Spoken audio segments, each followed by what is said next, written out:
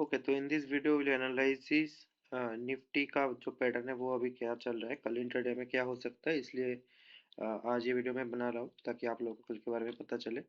तो अगर हम 1 आवर के चार्ट पे जाए निफ्टी में, तो ये जो जोन बना हुआ दिख रहा है, यहाँ से निफ्टी, ये जो ग्रीन वाला जोन है, यहाँ से निफ्टी सपोर्ट ले सकता है। वैसे तो स्ट्रक्चर अभी भी बेयरिश ही है, ये जो पैटर्न आपको दिख रहा है ये अभी भी बेयरिश ही है, लेकिन थोड़ा बहुत ये जो जोन था इससे बाउंस हमें दिखने मिला। हाँ, तो कल के दिन अगर मान लो यहाँ तक कोई ऐसे पुल बैक आए तो आप यहाँ से, या फिर अगर मान लो ये ब्रेक कर दे तो फिर यहाँ से, या फिर ये भी ब्रेक कर दे तो यहाँ से बुलिश पैटर्न, टारगेट 1 ये, टारगेट 2 ये, एंड या फिर अगर पहले यहाँ से ही बाउंस दिखने मिले तो टारगेट 1 ये एंड टारगेट 2 ये पकड़ के देख सकते हो, ठीक है। एंड अगर मान लो गैप अप और गैप डाउन हुआ, मान लो यहाँ पे गैप अप हुआ, तो आप यहाँ से एक बेयरिश ट्रेड प्लान कर सकते हो इस जोन तक। एंड अगर मान लो यहाँ तक गैप अप हुआ, तो आप यहाँ से भी बेयरिश ट्रेड प्लान कर सकते हो इस जोन तक, ठीक है। तो जो ये जोन यहाँ पे मार्क किया हुआ है, तो ग्रीन जोन्स जो है ये बाइंग के लिए है, एंड ये जो रेड जोन्स है ये सेलिंग के लिए है, ठीक है। तो ये आसान है बहुत समझना, ग्रीन और रेड जोन, ठीक है।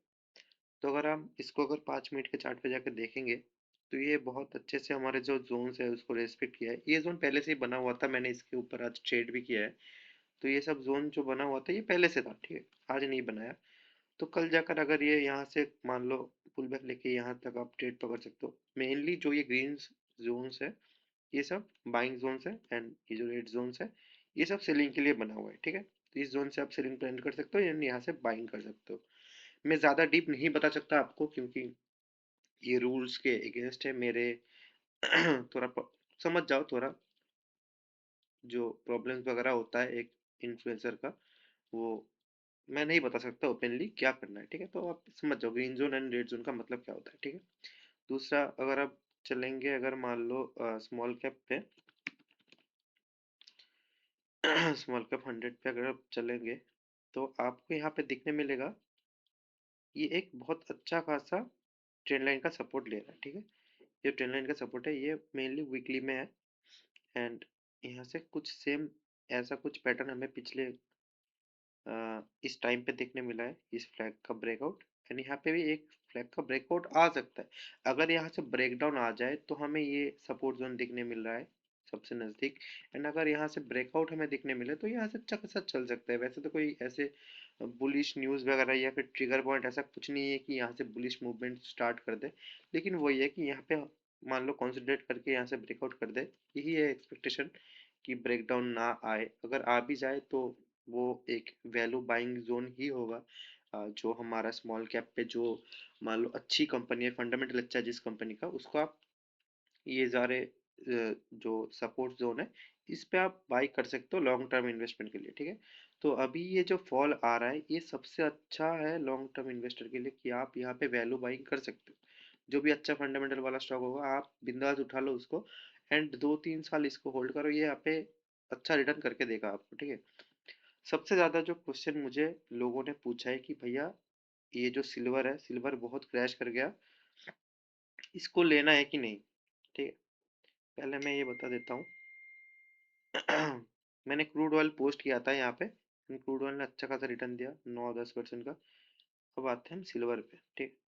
सिल्वर का ये जो जोन है,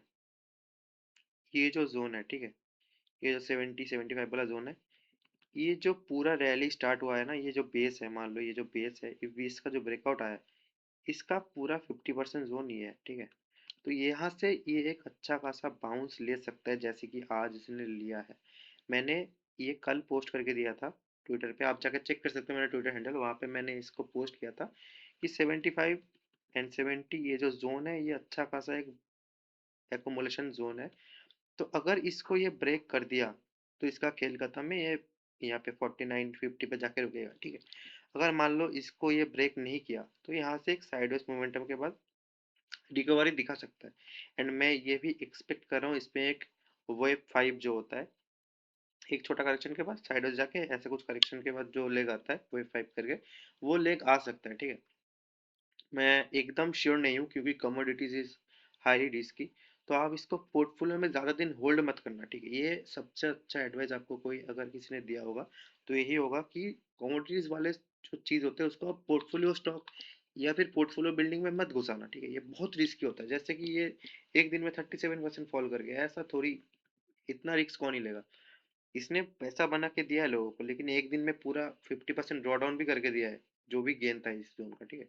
तो यहाँ से अगर आप एकोमोडेट करना चालू करो तो इस जोन के नीचे आप ऐसे लगा के इसको होल्ड कर सकते हो। This is highly risky but कर सकते हो, क्योंकि लोगों को ये लगता है कि कोई स्टॉक मान लो 100 पे है, ठीक है, तो इसका फंडामेंटल अगर अच्छा है तो लोग इसे 100 पे भी ले लेंगे। अगर मान लो ये स्टॉक 100 से ऐसे 150 चला जाए, 50% रिटर्न करते फिर नीचे आके आपको मान लो 75 पे मिल रहा है अभी, लोगों को क्या लगता है कि स्टॉक का प्राइस गिर गया मतलब स्टॉक खराब हो गया। कंपनी खराब नहीं होता। अगर किसी कंपनी का फंडामेंटल अच्छा है तो वो जितने सस्ते पे मिले उतना अच्छा है। अगर इसको लॉन्ग टर्म में रिटर्न देना होता तो ये दे देगा, ठीक है। तो सिंपल बात है कि लोगों को सिल्वर अच्छा लग रहा था, अभी पता नहीं एक छोटा सा ऐसे प्रॉफिट बुकिंग के बाद, आप ये भी तो देखो कितना बड़ा रिटर्न दिया इसने, तो प्रॉफिट बुकिंग आना ही था। सिर्फ आप आपने भी तो प्रॉफिट बुकिंग किया ही होगा ना, कि इतना पैराबोलिक मूव आ रहा है एक इंडेक्स सेक्टर में। तो ये कमोडिटीज वगैरह जिसमें भी ऐसे पैराबोलिक मूवमेंट आया था, सब ने प्रॉफिट बुकिंग कर लिया डर के मारे, ठीक है। तो इसलिए ऐसा पैनिक फॉल हमें दिखने मिला। तो अगर मैं गलत हो जाऊं तो ये सिल्वर इस जोन को ब्रेक कर देगा एंड नीचे ये 4950 पे आ जाएगा, जो कि मेरा पहले वाला एक्सपेक्टेशन था कि ये 4550 पे आएगा रिटेस्ट करने, तो मेरा वो एनालिसिस सही हो जाएगा। एंड अगर ये नहीं भी किया तो ये 70-75 से घूम जाएगा ऊपर, ठीक है। तो this is the analysis. And एक और बात कि आप सिल्वर ईटीएफ को बाय कर सकते हो कि नहीं। अगर मान लो मैं निप्पॉन का सिल्वर ईटीएफ देखूं, इसका सबसे बढ़िया जोन है 207, ठीक है। ये जो 207 वाला जोन है एंड 210 वाला जोन है, ये सबसे बढ़िया बाइंग जोन है सिल्वर ईटीएफ को बाय करने के लिए, ठीक है। मैं इसमें भी बोल रहा हूँ, इसका बहुत ज्यादा ही मैनिपुलेशन चल रहा था, क्योंकि इस दिन अगर आप देखोगे तो मोस्टली लोअर सर्किट ही लग गया था कि कोई बाय नहीं कर रहा था, ठीक है। तो आप बेच ही नहीं सकते, आपको अगले दिन ही बेचना पड़ेगा। तो इसलिए मैं कह रहा हूँ, अब अगर आप इसको ले भी रहे हो तो ये स्ट्रिक्ट स्टॉप लॉस इसके नीचे लगा लेना 205 पे। अगर इसको आप 207 से 210 के अंदर खरीद पा रहे हो तभी लेना, एंड 205 का स्टॉप लॉस लग लेना, बस इतना कर लो। आपका जो डर है लॉस होने का वो भी खत्म हो जाएगा। एंड जो फोमो होता है कि भाई यहाँ से अगर सिल्वर ऊपर मूव कर जाए तो मैं मिस ना कर दूं, वो भी खत्म हो जाएगा। एंड सबसे बड़ी बात, उतना ही क्वांटिटी लेना जिसके ऊपर आप लॉस बेयर कर सकते हो, ठीक है। मान लो कोई ये ब्रेकआउट पे इसको नहीं ले पाया, तो अभी क्या करेगा कि ये जो करेक्शन आया इसके बाद फोमो पे जाके एक, मान लो 1 लाख क्वांटिटी का निप्पॉन इंडिया सिल्वर बीज ले लिया। तो ये अगर गलती से भी यहाँ से ऐसा कुछ कैंडल बना दे, उसका पूरा घर बिक जाएगा भाई। वो डर के मारे सब कुछ छोड़ देगा, खाना पीना सब कुछ छोड़ देगा, ठीक है। तो यही मैं बोल रहा हूँ कि कभी भी अपने औकात से ज्यादा क्वांटिटी मत लेना, कभी भी किसी स्टॉक में रिस्क का औकात जितना होगा उससे ज्यादा क्वांटिटी मत लेना लालच पे आके। ये बात आपको कोई नहीं बताएगा, सबसे ज्यादा जरूरी चीज है स्टॉक मार्केट पे कि आप अपना रिस्क एपेटाइट जो होता है वो अपना सही करो।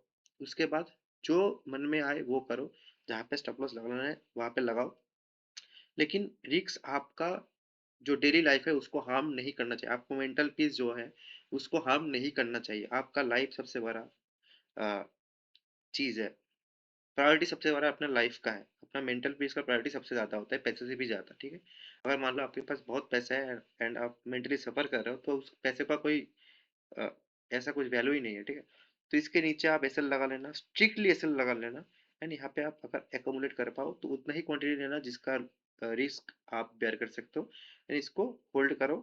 आपका मैं प्रे करूंगा कि प्रॉफिट हो जाए, ठीक है। मैं खुद लिया हूँ एंड बहुत कम क्वांटिटी लिया हूँ, क्योंकि मैं फोमो में ऐसे ज़्यादा क्वांटिटी बाय नहीं करता, एंड मैं जो मिस होने का जो रिग्रेट है वो भी नहीं लेना चाहता, तो इसलिए थोड़ा बहुत क्वांटिटी बाय किया हूँ। तो यही था आज का वीडियो में।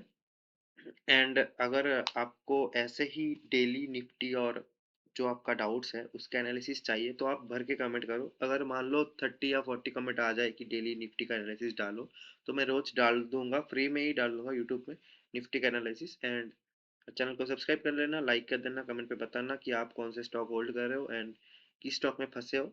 मैं उस स्टॉक के ऊपर अगले वीडियो में अपना एनालिसिस शेयर कर दूंगा। ठीक है, थैंक यू, गुड नाइट।